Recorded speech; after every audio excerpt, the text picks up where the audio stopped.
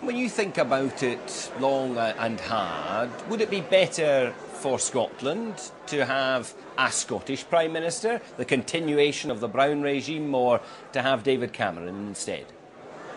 Do you know, Glenn, I'm not sure that on the big issues it makes that much difference. Alec quoted Ed Miliband in his speech, and he himself admitted that there were no big differences anymore between the Tories and Labour. We know that whoever wins the next general election, we face cuts in public spending.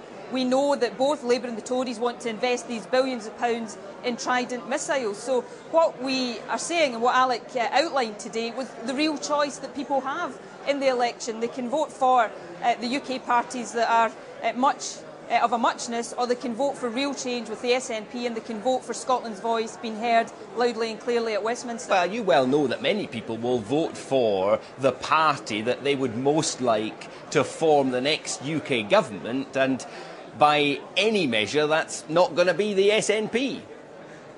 Well, let's wait and see. You know that the SNP right now is ahead in the polls for the next Westminster election, so I think that tells us that people are considering very strongly voting for the SNP in that context. Yeah, but not to give the United Kingdom its next Prime Minister. Well, I don't think it's any secret to anybody in Scotland that the next UK Prime Minister will not be somebody from the SNP. So it's not unreasonable to ask then, Nicola Sturgeon, it's not unreasonable to ask whether the SNP would rather David Cameron or Gordon Brown in number 10. Well, Alec Salmond and the SNP have answered that this week. Our preferred scenario is for a hung parliament, because that's the scenario. Somebody still has to be Prime Minister. The SNP can wield real influence on behalf of the people of Scotland. And I think what people in Scotland want to see at the election are MPs elected who they know will go to Westminster and vote in Scotland's interest. Yes, you still need a Prime Minister, and you're still not telling me who you would prefer. Against the government, so be it.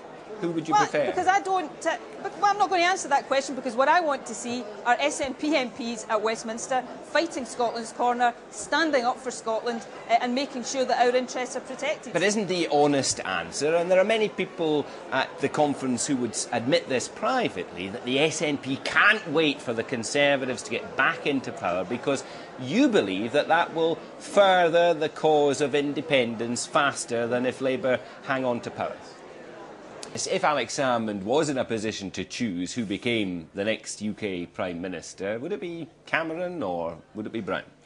Well, I think one might imagine it would be David Cameron. I mean, for a couple of reasons. One, obviously, is that some people do feel, as you put to Nicola Sturgeon, that if the Conservatives were running at Westminster, then support for independence in Scotland might increase.